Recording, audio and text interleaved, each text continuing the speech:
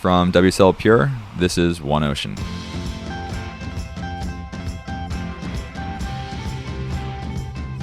Hello, and welcome back to another episode. This week, we have something a little different. This week, we have not one, not two, not three, but four guests. Yes, back at the Vans US Open of Surf this summer, we had a stellar panel discussion titled Our Climate and Our Coasts. We did this in front of a live crowd at Pacific City, right in Huntington Beach, California, and it was really fun. I was lucky to moderate a discussion between Stefanie Sekich-Quinn, who is the Coastal Preservation Manager for Surfrider Foundation, Kim Matsoukas, who's the Senior Manager, Sustainability at Vans, Jackson Hinkle, Youth Climate Activist and Social Change Agent, and finally, free surfer, founder of Positive Vibe Warriors, and overall, walking smile, Dane Gudauskas. Dane is rad. And a quick plug, if you're loving Dane's positive vibe in this episode, then definitely go check out the podcast, The Lineup with Dave Proden. My WSL teammate Dave is a veteran on tour, and he hosts this great podcast where he dives deep into the surfing side of things with some of the real legends of the sport. And he recently had Dane on the show, and they had a great discussion. It's really worth a listen, so check it out, The Lineup with Dave Proden. Okay, so back to our panel. This was a fun one, and we thought it's relevant given all the great work that Vans does at the US Open of Surf, as well as at the Vans Triple Crown of Surfing, which is wrapping up in Hawaii any day now. So they really work hard to make their events sustainable, and they're great partners in this effort, and they work with our friends at Sustainable Coastlines Hawaii and our team in Hawaii to make our events just as good as they can be, plastic-free, carbon neutral, etc. And so we thought it'd be cool to shout that out, and we had a great discussion. And don't forget to stick around after our discussion because I have some exciting items that washed up in this week's Flotsam and Jetsam. It's a fun one. So here we go. Great discussion with our friends Stefanie, Kim, Dane, and Jackson. All right. We're going to get this thing started. My name is Reece. I'm the executive director for WSL Pure, which is the World Surf League's nonprofit. Pure is dedicated to inspire, educate, and empower ocean protection. And so one of the ways that we do that is we talk about the issues. And one of the most important things we can do is talk about climate change. And that's why I'm honored to have a great crew of people here who are all working on this problem in various facets of the problem. So let's kick it right off. Stefanie, what's going on with our climate, for those who may not know? Right. So there's two ways to look at what's happening with climate change. One, what's happening on land or terrestrially, and then what's happening with our ocean and coast. And I'd just like to say that our ocean is at the center of climate change. Our ocean creates all of the air we breathe.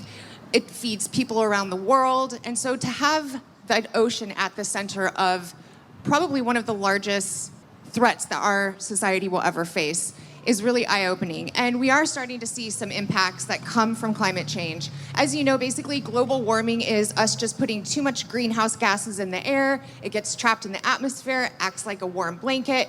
Everything starts to warm up.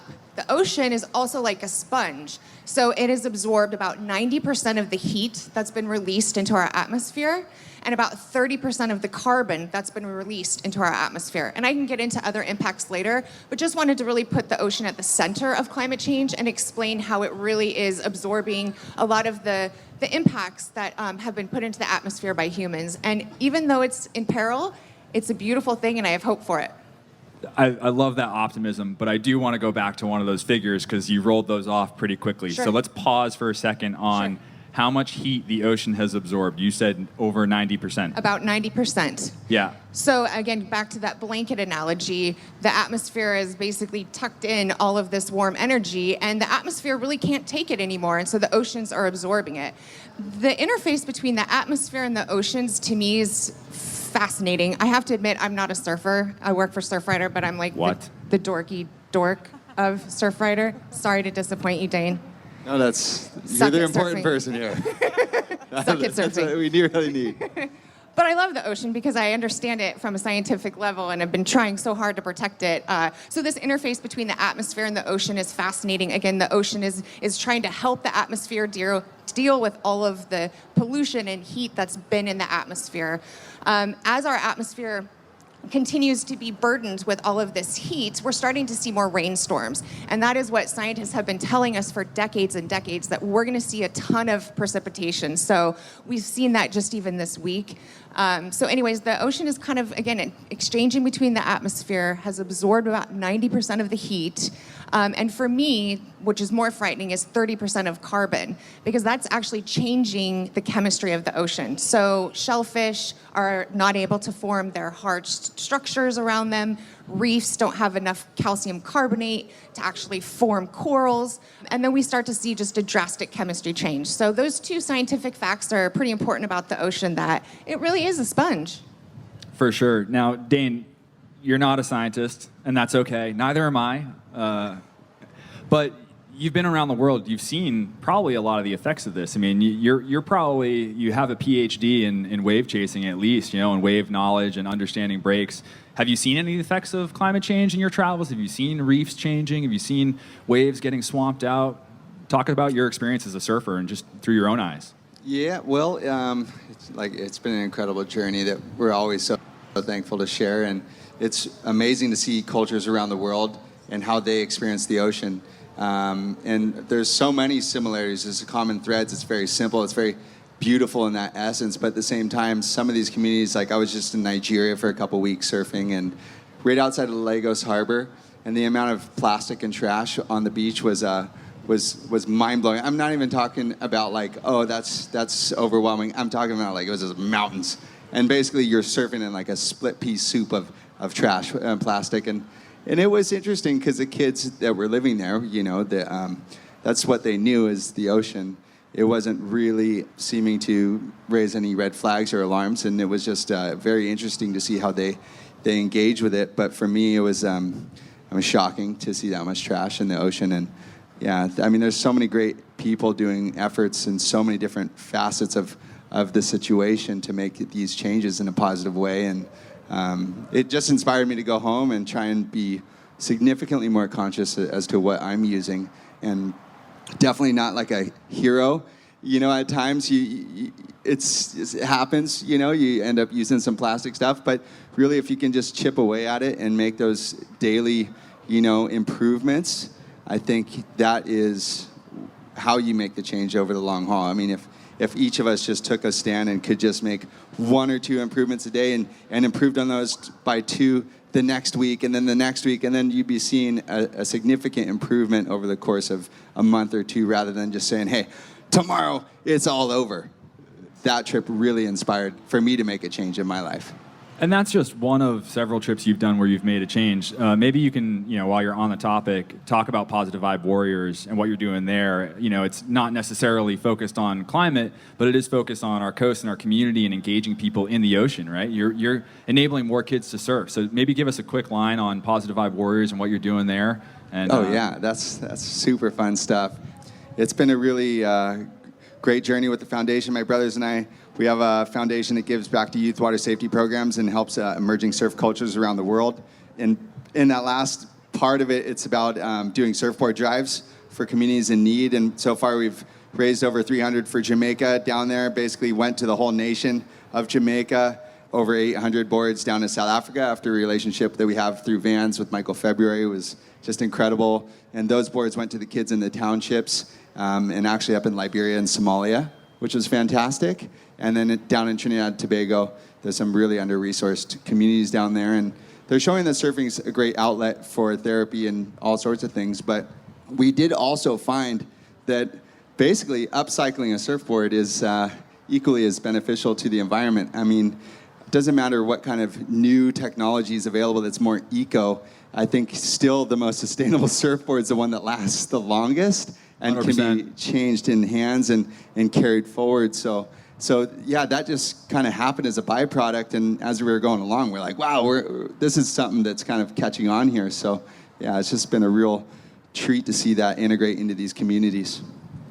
And you touched on a great point around just, again, getting kids in the water, getting them stoked, keeping them, in the sport, and that kind of youth movement, right? And you're engaging the youth. And I think, Jackson, this is a really nice segue into what you've been up to. I couldn't describe you before because when I first met Jackson, he was wearing a red beanie like Steve Zissou from The Life Aquatic and leading a young group of kind of students to protect their ocean. And then I follow him on Instagram, and a few weeks later, before I know it, he's running for office. For what, local city council? Yeah, right? San Clemente City Council. Yeah, and one of the youngest ever candidates to run. Is that it? Yeah. And so you're a part of this youth movement of these incredible activists. Talk about the youth movement around climate. Why is that so important to you? You're the youngest person on stage. You're the one who has to live with this longer than any of us. Yeah, well, it's extremely important, and I think Dane, what you guys are doing also is you're teaching kids about nature, and you're teaching people who wouldn't normally have access to like being out in the ocean and living that life that we all have the opportunity to live, and we understand why it's important to protect these places. And I think it's beautiful that you guys are, creating that, and you're teaching people why it's important to preserve these beautiful areas. So I wanted to touch on that first. But yeah, to be frank, we're the generation that's going to have to deal and inherit with all of these problems that have been building up over the past, few decades and centuries. And, everything that we talk about, from plastic pollution to methane and carbon emissions to, nuclear waste disposal, truly anything that we have produced, our generation and future generations are going to be the ones who, have to deal with the impacts of all of that. So that's why there's so many young people all across the world right now. Shout out to the brothers Shateska Martinez, Greta Thunberg, everyone across this world, all the young people who are standing up and making a difference, because it's now or never, And if we don't take a stand now, then this is all we got. We don't have anything else left to fight for. This is our only planet. There's no planet B, as they say, and it's now or never. For sure. And speaking of kind of the youth movement here at this event, and the need for different efforts to step up and be better, right? I mean, we need corporations to step up. We need governments to step up. Vans, Kim, you have led an effort at Vans over the past few years to really drive sustainability. And I know what you've been up to, but maybe you can share with the crowd what Vans has been doing. This is a huge event, huge footprint, how you use that to engage on sustainability, some of the projects you've done. I know you've done projects with Dane. Yeah, so specifically at our surf events, we think this is a great way to show how you can make these events more sustainable. So the US Open here, as well as the Vans Triple Crown in Hawaii, in the winter every year, we've worked quite a bit on reducing the amount of waste that we create at those events. So I always like to give this fact because it blows people's mind. We have about 700 people working at our headquarters in Costa Mesa, and we produce more waste at this 1 week event than that our headquarters does in a year. So we have a big opportunity to make a difference. So, everything from just making sure everything gets properly recycled and composted. We generally recycle our compost about 66% of the waste that gets created here. A lot of people ask about the skate bowl that gets recycled every year.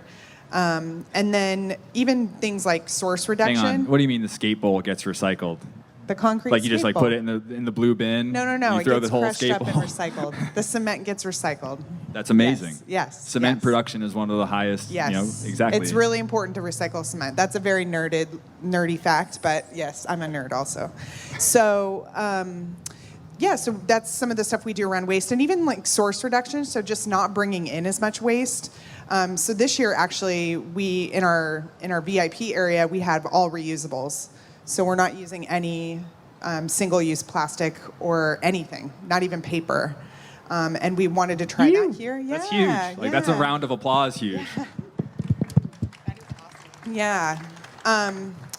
And then on climate, there's not a ton we can do to reduce other than trying to use biodiesel in the generators that run the event, which we do at both events. And actually in Hawaii, Dane came with me to go see where the biodiesel was produced. So in Hawaii, it's actually produced from used cooking oil from all the restaurants on the North Shore. They take that used cooking oil and they refine it to make biodiesel, and that's what actually runs the event in Hawaii. So, and Dane did a little video with us. If you Google it, you can see him touring the thing. He was pretty excited.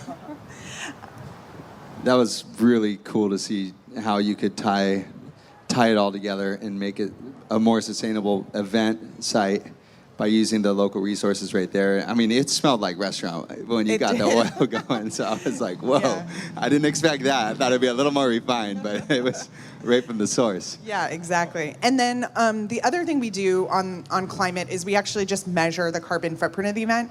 So we know how much carbon is created when competitors fly in and staff fly in, and we measure that, and then we actually purchase carbon offsets. And I know WSL Pure has got an offset program as well, so we're doing something similar. Did you just kick a question back to me? Did you did. just tee me up? Wow, we didn't even plan that. Yeah, so the World Surf League, we're actually really proud. Earlier this year, we announced that we are going carbon neutral across our operations. So that means offsetting our emissions for our offices, our World Championship Tour, Big Wave Tour events around the world, including Scope 3 emissions. So there's different levels of emissions, and Scope 3 are your travel emissions. And as a business, we don't make a lot of stuff. We don't make shoes or shirts like Vans does, but we do fly all over the place, and we fly surfers all over the place. And we fly far, and we fly often. And so the WSL is taking control of that and offsetting that through local projects to try to regenerate the habitat of our planet, which is really, really important. I mean, it's the single biggest way that we can be more sustainable as a league. In addition, while I'm on it, we also committed to going single-serve plastic-free across our events starting in 2020. We're on the World Championship Tour and Big Wave Tour, which is another huge one. And here's a sneaky stat, is that plastics contribute massively to carbon emissions. Yeah, all right, we'll come back to you. You got to say that one in the mic for everybody here that you're going to say that. Yes. Yeah. Actually, I mean, I really was going to chime in. The plastic problem is enormous, and it's just ubiquitous. It's everywhere across the world. But if we actually do not consume as much plastic, we are not contributing to this horrible cycle of extraction of petroleum, which makes plastic. And then honestly, try not to be the bearer of bad news here, but we used to ship all of our recycling to China, and that was for decades and decades. And just recently, China's like, we don't want your plastic anymore. So as a country, we're gonna have to start to deal with that. They're sending back tons of plastic that's actually, they call damaged, which means it's just dirty and it can't be recycled. So the more that you do to not use plastic, to not have water bottles, it really does help with climate and the plastic problem. So you kind of have like a 2-for-1 with that. And everyone who's doing it, I'm grateful for you guys because there's that connection. And so that was one of the questions actually from one of our fans. It was, what are some strategies most people can use to cut back on single-use waste? So maybe like right down the line, let's bang that one out. And this question was from @Austin_E. Thank you, Austin, for sending that one in.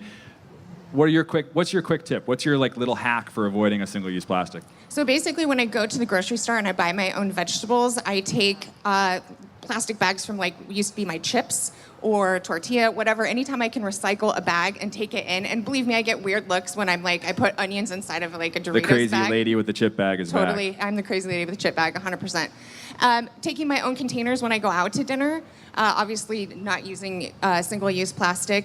And I mean, really at the end of the day, just anything you can do at home with just your lights, taking care of your car. Every time you speed or your tires are flat, you increase your carbon footprint. Eating locally is another really good thing. I know we're talking about plastic, but I do want to bring it back You're to the getting carbon. all the tips in. This is amazing. Yeah, because it's carbon This is rapid footprint fire. style, you know?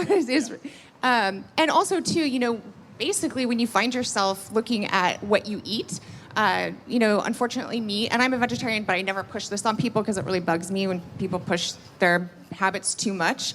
But even just eating meat like once a week, and then eating locally, because every time we ship something, we're increasing our carbon footprint. So just kind of eat local, healthy, reuse everything, keep your house cool, and try to tread lightly. So a lot of good individual tips there. Maybe Kim, can you give us some corporate tips? How can businesses get a handle on plastic or their emissions generally? What are those tips that you have? So I do want to say one. one thing personally, because I think Okay. I just learned this actually, and it's not like a tip. Like there's many tips you can have. There's internet, you can Google it. I'm sure there's a BuzzFeed list about that. But I recently... You can go to surfrider.org or There you go. wslpure.org. Yeah. There you go. I happen to know some websites. But I think it's really important that you have a mindset about it. I think Dane kind of alluded to this. Like, it doesn't have to be a burden. Like, if you think about it as a burden, then it does become kind of a pain in the butt. Like, it's just one more thing you have to do. So the way that I've started thinking about using less plastic is just that I'm living more mindfully, and I'm being more in the moment instead of just being such a slave to convenience. Like, I don't want to live my life being a slave to convenience. I'd rather be more mindful about how I live, and that includes using less plastic. So I find that makes my life and my efforts a lot easier when you just have like a different mindset about it. If you just think of it as another chore, that's how it's going to feel, and it's probably not going to work for you. So that's my personal tip. On the business side, I mean, I think you just got to get in the game. I mean, I think it can seem really overwhelming, but I guarantee you, no matter where you work, there are people in that business that care about this and want to do something. So start with them. That's usually my advice to people. It's a lot. Some quick tips on how you try and reduce your footprint overall. Well, for sure, those Hydro Flask bottles are like, I mean, those are lifesavers. I live out of mine.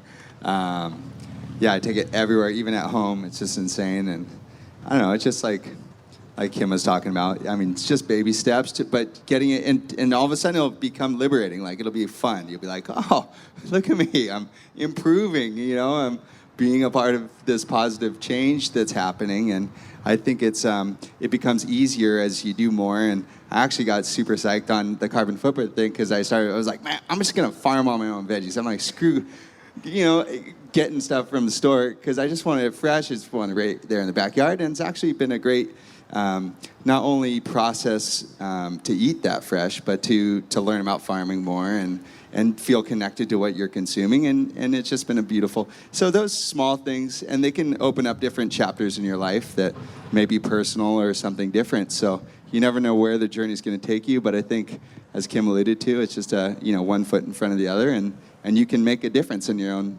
world. Can I just jump in on that too? Go for it. So if you can't farm, if you live somewhere you don't have space, it's not a huge farm. I know. But you can always you could do 1 or 2 plants, or you can go to your local farmers market. That's a great way to eat locally, support the local community, reduce your carbon footprint. You can bring your own canvas bag and no plastic. Okay, so one more sciencey fact, and then we'll give it back to Jackson. But even soil itself sequesters carbon, sometimes more than certain types of trees. So even Dane's garden is actually helping take carbon out of the air. So if you remove your front lawn, it's the same thing. So that's like another thing you can do is like my front lawn is in its process of that. I love my grass in the backyard because I have a small child who runs around, so I'm making a compromise. And it helps with stormwater runoff as well. So yay for farming. Jackson, I think we got a lot of good tips there, so I'm gonna go in a different direction here. But she just kind of mentioned, regenerative farming and different solutions for drawing down carbon. And draw down, the term is around pulling carbon out of our atmosphere to hopefully protect our environment, right? There is currently a presidential race. There are a lot of plans out there. There's a Green New Deal. Some of them include technologies for drawing down carbon. Some of them are more, we need to improve our farming. As the local politician here on this stage, have you analyzed any of those plans? Are you a fan of innovation and technology, or do you think it's more about reducing? What are the moves that are going to help us stave off the climate crisis? Yeah, as a local politician who cares a lot about the future of our Earth, I have been on the forefront nationally of advocating for the Green New Deal, and that the Green New Deal is very vague, and I think a lot of people have ideas about it. You hear it on the news, you hear it in the newspaper, you don't really know what it means, and it currently is a vague bill. It doesn't have a lot of teeth. It just says that we have to get to net zero carbon emissions by a certain date, and it doesn't really specify how it's going to be done, but it's a vision for the future. And when you have people on both sides of the political aisle who are taking loads of money from the fossil fuel industry and from those who would love to see the fossil fuel industry continue to thrive, we're not going to pass anything like that. So, brief story, I serve on Nancy Pelosi, who's the Speaker of the House, her Youth Advisory Council, specifically on climate-related issues. And for months, I've been trying to get her to support the Green New Deal, and it never happened. So I joined with the young people in Washington, D.C. who were going to sit in her office, and 120 of us got arrested in the process of advocating for the Green New Deal. And we still don't have it, but we're a whole hell of a lot closer to getting it done than we were a few months ago. So to your question, truly anything that is going to get us there is the solution. There's the drawdown's great, the offsetting's great. You have big investors who are making huge changes, and you have, thousands upon thousands of individuals who are collectively making small decisions that are adding up. So everything helps. So that's a good tee up for another question from one of our fans. At April Wong Photo asks, how can we make climate change work for us in terms of rallying a movement for environmental and political change? So is it maybe a good rallying cry? I don't know if you think back on Stefanie, I see you're kind of grimacing already. If we think back on the environmental movement, is this an opportunity for us to really rally everybody to get behind this? Because it does seem like there's more and more people talking about it. I think so. Honestly, if you would have asked me 3 years ago, I probably wouldn't have been as optimistic, but I've seen a lot of changes happen in just the past year. I mean, these students, Greta, if you don't know who she is, she's this 16-year-old from Sweden. She's rallied millions of students around the world to pay attention to climate change. Until she came along, I was like, I'm not sure. So she kind of lit a little bit of my enthusiasm. Another analogy I like to give to is, with the gay rights movement, I mean, forever you could have 0 same-sex marriage, and then a few states started doing it, and then it was a pretty rapid turn with the Supreme Court, and not like we all woke up and everyone could get married, but it did turn pretty quickly. And so I think we are on a precipice with climate for that matter. And lastly, I think what's going to make it a big, huge movement is the continuing science. I mean, the United Nations came out with a report in October that said we literally have 12 years to get it together. And so I think that these new pieces of science help us intellectually get there. And then we start to see more climate change impacts from extreme weather events. So now that we're starting to see extreme weather events more, and they're costing us billions of dollars, politicians are starting to wake up. So actually, I do have a lot of hope, and money is always the answer. And a lot of these elected officials want to save their constituents' money, and that means not being in the path of extreme weather. Hey team, a quick break from our show to hook you up with a 25% discount from our friends at Outerknown. I'm excited to have Outerknown as a sponsor of the show because I already love their products and because they're working to make clothes sustainably. I like their line of C shirts. C stands for social and environmental accountability, meaning this shirt passes tough social and environmental standards. It's made from 100% organic cotton, it's lightweight and breathable, and it can be dressed up or worn casually. These shirts are perfect for travel, and I know because I travel a ton. I'm actually heading to the United Nations climate meetings this week, and I packed my C shirts. And yes, I said shirts, plural, because I have a few in different colorways and because they're really packable. So check out the C-shirt and all the great stuff at outerknown.com and use the code OCEAN to get 25% off your full price order. Again, it's spelled just like it sounds, outerknown.com. Check them out today, outerknown.com, and don't forget OCEAN for 25% off. Okay, back to the show. Are you actually seeing the surf change? Are there places that are getting swamped out at high tide? Are you seeing some erosion? No, but or around the world. I mean, I guess you're I'm surfing definitely everywhere. seeing with the weather situation. I mean, one of our best friends who rides for Vans too, Dylan Graves. I mean, his home island of Puerto Rico got decimated in one of those hurricanes, and the thing was just coming warp speed, power, and it crushed that community. Everyone was just really had a hard time with it. So, I mean, seeing those impacts kind of, I feel jolted, so it makes me want to react in a certain way towards the change. So I think that's kind of it. Obviously, anytime you see a really dirty beach, that's troubling, but I haven't seen a break shift. Obviously, maybe, Dylan's surfing the icebergs right now, actually. He's surfing them today, so they're melting and he's catching them, so maybe he's seeing it firsthand. Do you know where he is? He's in Alaska, yeah. In Alaska. So he would be a good person to refer to. But yeah, that's the only thing I'm aware of at this point. I think this is a hard thing, right? Because while the plastics issue is super important, it's also really visible. So it's easy to snap a picture and show it. Whereas when you're dealing with something like climate change, you're dealing with this concept of shifting baseline. So if you grow up today, you don't know what it used to be like. So your baseline is now shifted forward, and it happens so slowly that it's really hard to see, right? So we know that there's more extreme weather events, but again, it's still, the change is so gradual in human time, not in Earth time. Definitely not in Earth time. The change is not gradual. But from a human perspective, that it's just really hard for people to grasp the like urgency and to actually wrap their head around the changes that are happening. I mean, to go back to that 93% number that the ocean has absorbed that much heat, it's essentially like we've just racked up all this debt and it's about to come due. Yeah, we have about exactly. 20 to 40 years of climate lag, and we're starting to see the effects now of what we were doing 20 years ago, and that's what's crazy. So there is a true sense of urgency, and maybe you want to speak to like what exactly is happening right now in Greenland and that sort of situation. Just briefly, because I think it's really important. And as our ocean warms, it's thermodynamics, which means that the water molecules expand. So a lot of people just think, oh, it's like all the ice caps and the glaciers that are melting that cause that problem. Yes, that's half of it, but a lot of it is from expanding molecules of water. So there is a huge lag on slow that. down and explain that. You know what I mean? Like layman's terms, for me anyway. Basically, as the water molecules get warmer, they expand. And that's called thermodynamics. And that's really what's happening. A lot of people don't realize that, right? Like, that's what's... The ocean's literally just getting swole.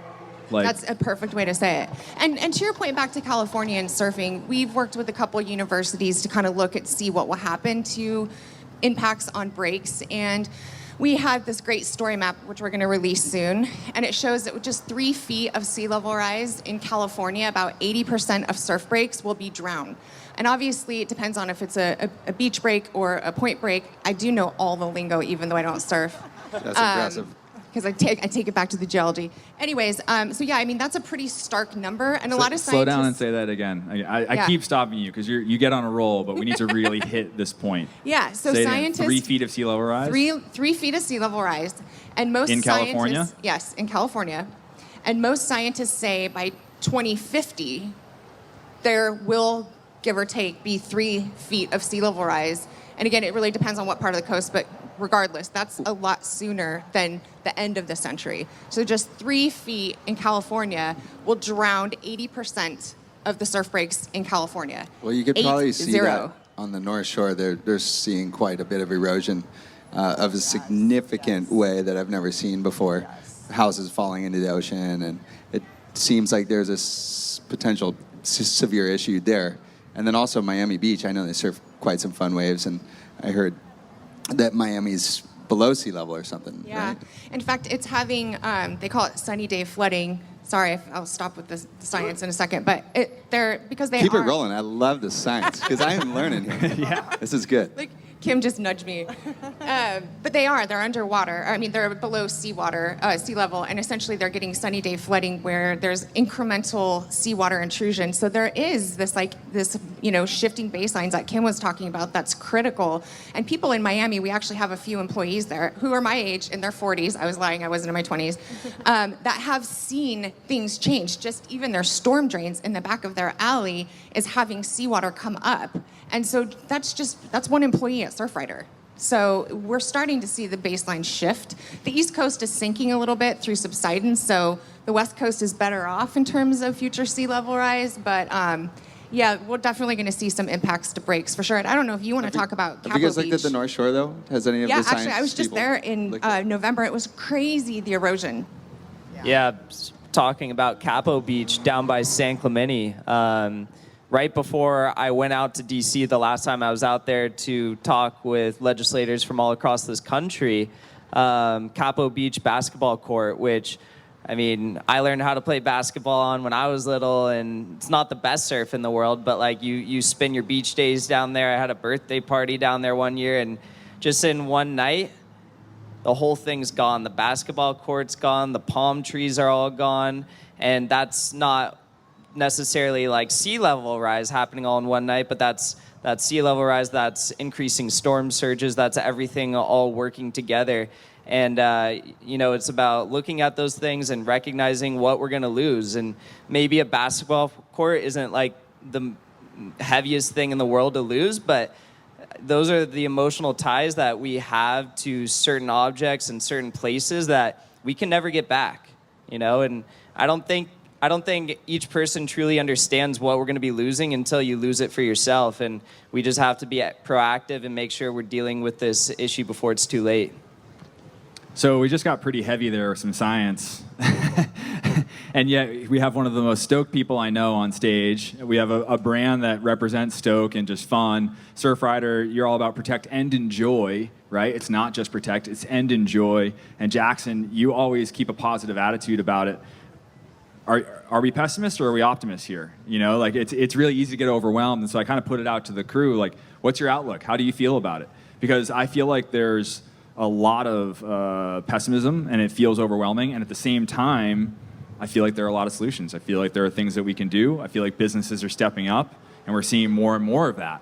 And it's a great trend. And I try to be a realist about it, but at the same time, I have to believe that these are things that we can solve and will solve, and we'll find a way to adapt to it. I won't say fight climate change because you can't fight the weather, but you can adapt to it. We can figure out ways to survive. So that's my outlook, but I want to kick it out to the whole group and say, what's the outlook? What's the forecast? I'm really positive, honestly, and I'm not a positive person generally. I'm a realist. I'm a scientist, But I mean, to the earlier point about Greta and this generation of people, that gives me so much hope. I can't even tell you. And I will say, just in my work, so I've been doing corporate sustainability work for 13 years. And during that time, I've seen different industries change, including the apparel and footwear industry, of which Vans is a part.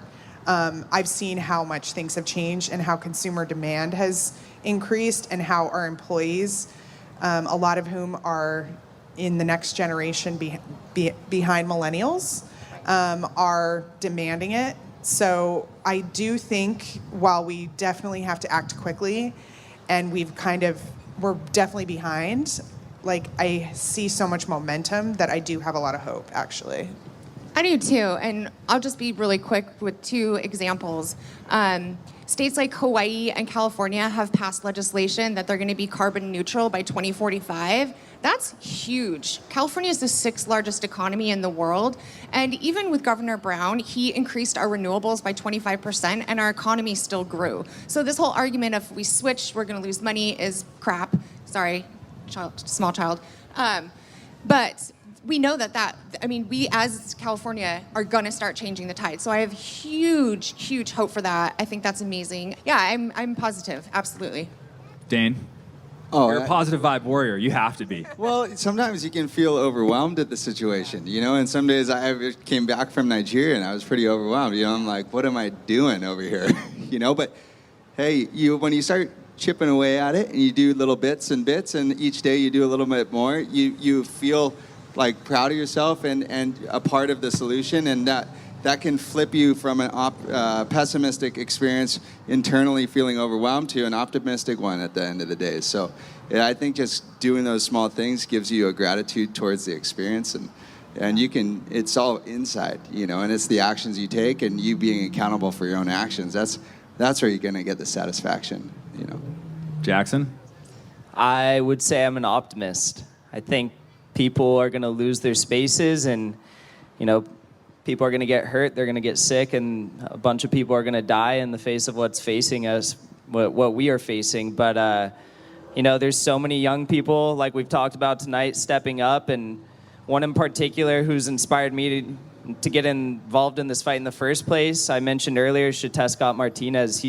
Him and 20 other young people are suing the federal government right now and demanding that they address the climate crisis at the scale we need to ensure a livable future for future generations. So I am considering myself an optimist. Important point, though. Scott actually, they sued Obama. They sued the Obama administration first. This is true. That's how, it's not a left or right thing. This was a planetary thing, and they were like, hey, you're not doing enough. Yeah, it's just taking this long for the case to get out there. He sued Obama. Jamie Margolin sued the governor of Oregon. Scott and other youth sued the governor of Colorado over fracking. There's so many great things happening right now. Awesome. I love it. We're going to come back to the positivity. I do want to get to questions from the audience also, so tee those up. We'll go to one more from the social media crowd. Adam Skolnick asked, what does the heat wave in Greenland mean for the oceans and climate change in general? I think we kind of touched on it, but really let's hit on the ice sheets.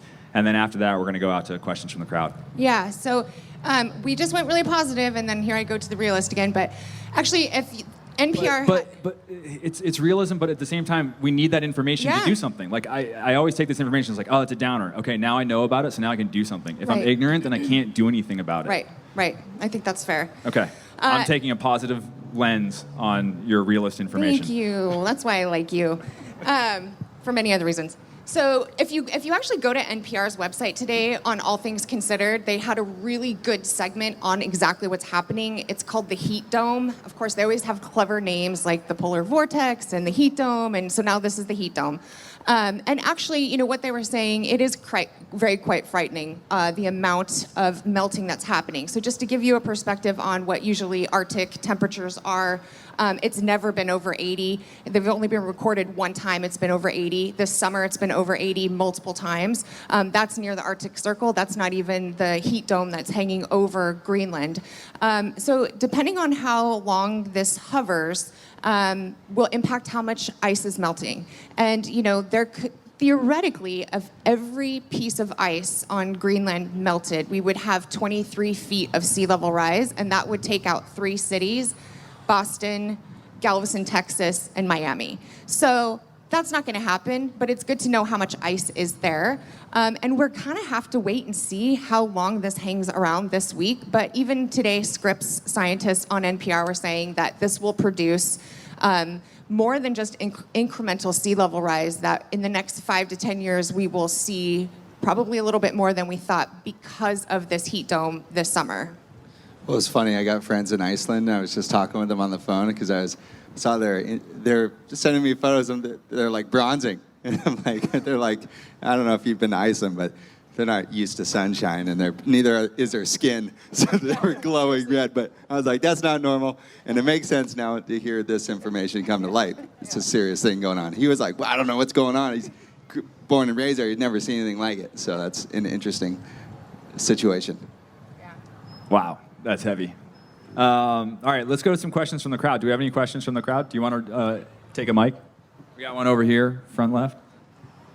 So my question is, you touched on like corporate responsibility and all the things that Vans is doing with the events, and that's super awesome. And I guess you see now, especially in surf, I guess, and sports, action sports, there's a lot of maybe doing more sustainable products, so recycled materials, organic materials, and that. But what I've seen from some of the brands, it seems like it's a small part. It's like, here's our organic collection or our recycled collection, but 99% of the products are still not. And so what would it take for companies to really start to lead the way in terms of, hey, we're going to commit to 100% organic cotton. We're going to commit to our Vans shoes are now going to be made out of all recycled materials. And then on the flip side of that, too, as a sponsored surfer, your responsibility with how you pick your who sponsors you, how you pick those companies, and do you see that with your fellow sponsored pro surfers? They're picking companies that are more aligned with sustainability and not. Do you want to go first, Kim? Sure. So thank you for asking about products, actually, because he's right. Our products, if you look at the entire carbon footprint for a company like Vans, any company that makes things, most of their carbon footprint's going to be in there from the making of their products. And specifically for Vans, most of our carbon footprint comes from materials. So we do actually have materials goals, and we're working towards those. A lot of those have like 2025 deadlines, including things like recycled PET and nylon and other things like that. We're also starting to look at rubber more closely. But I think to get real again, when we decided on those and got those signed off, I was like, oh my gosh, this is amazing. Like, I can't even believe that we did this. Then we also decided that we would sign up for what are called science-based targets, which super wonky and nerdy, but basically It means that we are signing up for what the science tells us we need to reduce by. Not what we think, not just some arbitrary number, literally what science tells us. And we're actually working through that right now. But I will say that even I was blown away when I saw how much more we have to go. Like, I thought, oh, well, our materials goals will get us some of the way there. I knew there'd be a delta to getting to those science-based targets. I was shocked at how far away we are. So I guess my response to you is we are doing things, but even I was surprised at how much more we still have to do. And so those will be coming out at the end of this year. And at that point, we will have to have some real plans to go a lot farther than even the goals that we've committed to right now. Yeah, and I really appreciated your question in terms of coming from an athlete perspective. It is true, you partner with brands or align with them essentially, and you really got to believe in who you're connecting with, because at the end of the day, you're representing that brand, and you got to feel proud about the message that you're sending to people interested in it. Obviously, we're super psyched with Vans. We've ridden for Vans for, almost 20 years at this point. And not only are they making changes on the eco front, they just stand for a bigger family element, which is positive in so many ways. There's so many missions to go for. And I feel like Vans really represents, on the whole, just a really beautiful company. Really proud to ride for Hydro Flask. They've been doing fantastic stuff.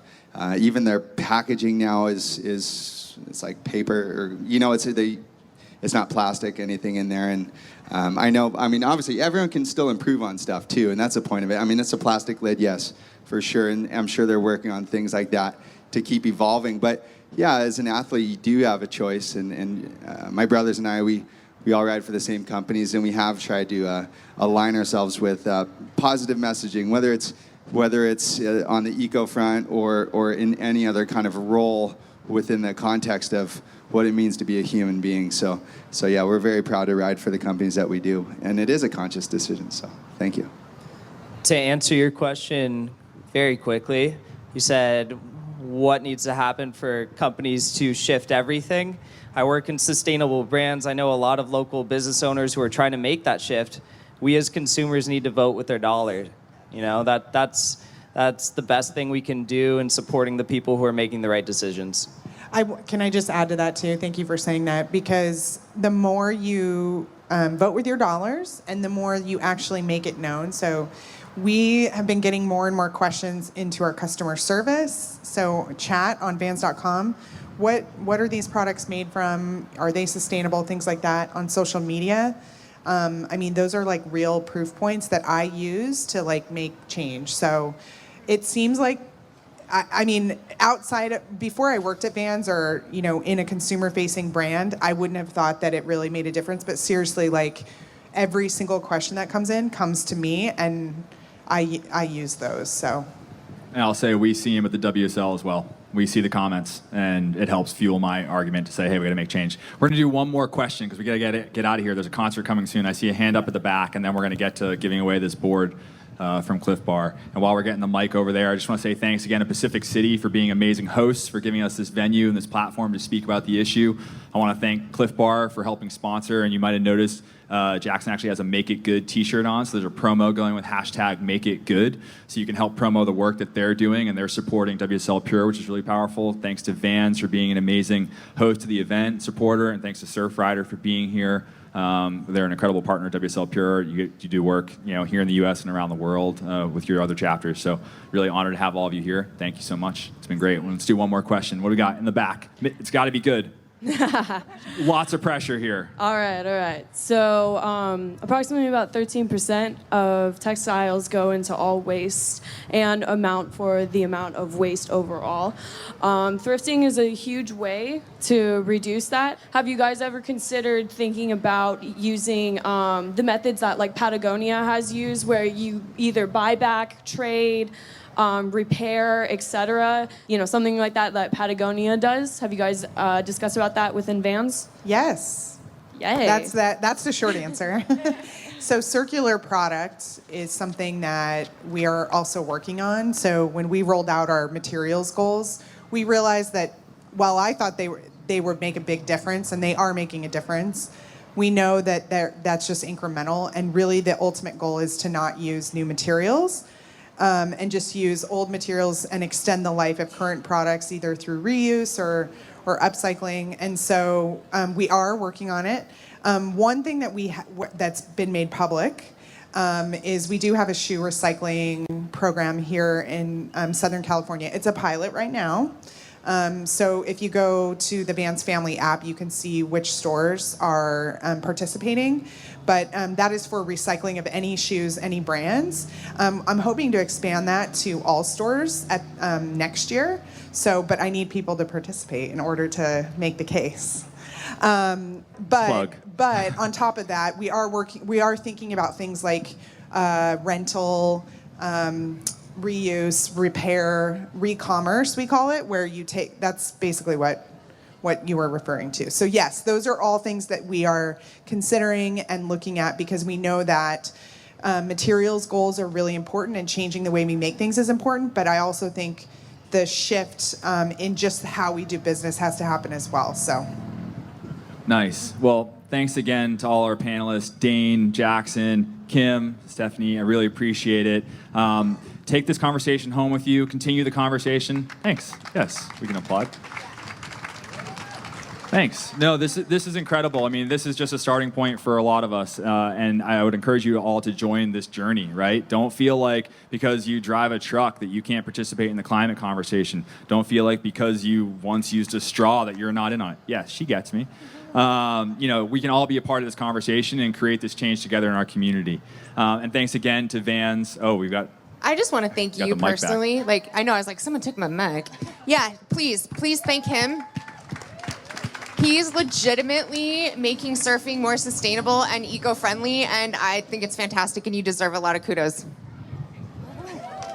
I second that.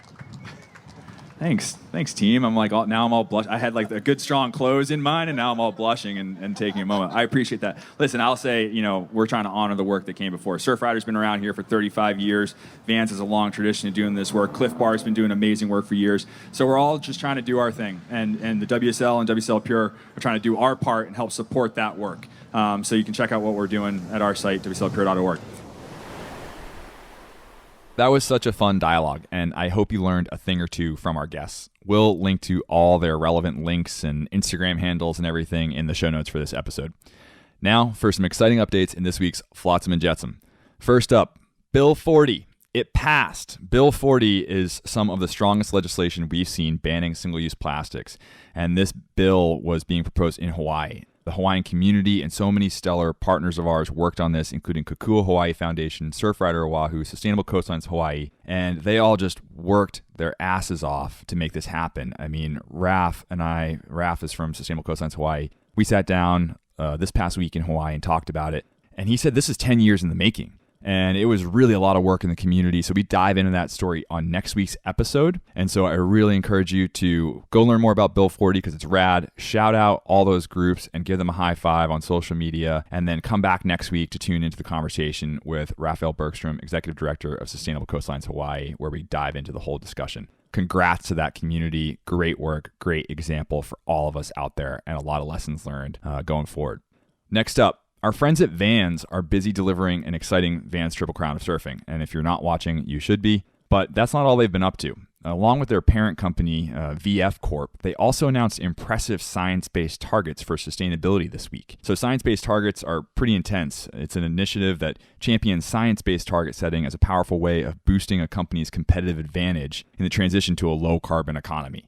So essentially it's going, what does the science call for? Not what do we want to do as a company, but what is the science calling for? And so for Vans, this is going to mean an absolute reduction of Scope 1 and Scope 2 greenhouse gas emissions 55% by 2030 from a 2017 baseline year, and an absolute reduction of Scope 3 greenhouse gas emissions 30% by 2030 from a 2017 baseline year, focusing on farm to retail materials, sourcing operations, and logistics. So it's pretty in-depth, and we're stoked to see this kind of announcement from a big brand in surfing, as well as the other brands under the VF label. So shout out Vans and team, and shout out specifically to Kim Matsoukas, who was on the panel that you heard from earlier, for all her hard work and all the hard work of that team to set these broad, audacious goals. I'm really, really proud to see that kind of work, and I hope that more companies step up to the task. And finally, this week, there was a really cool article about whales. And whales are rad. Yeah, of course, we love spotting them when you're surfing. And yes, they're beautiful and just fun. But they're super important to a healthy ocean. I mean, duh, right? Of course. But the reason why might not seem obvious at first. And this article from the International Monetary Fund highlights how a strategy to protect whales can actually limit greenhouse gases and global warming. Why? Well, whales are really big and they store carbon in their bodies. They're like 30 tons. That's a whole ton of carbon, material, and matter. And in addition to that, they provide vital nutrients to phytoplankton via their poop, basically. Feces, I guess, would be the technical term. So it's essentially part of the whole nutrient cycle. They provide all these other ecosystem services, but those nutrients to the phytoplankton are really important. So the phytoplankton grow and are healthy, and then they store carbon and release oxygen that we breathe. And so it's really cool, and whales are rad, and we should protect them. Go check out the article, and thanks to our buddy Raj for sending that one in to us. Remember, if you have news to share or something cool that you want to share, hit us up. oneocean@wslpure.org. Really easy. One Ocean, all spelled out, at wslpure.org. That's it for this week. Until next time, I hope you're finding a wave wherever you are. Please, if you haven't already, subscribe to the show, rate, review. We love it. It helps us out. It helps the show grow. And yeah, we'll see you next week.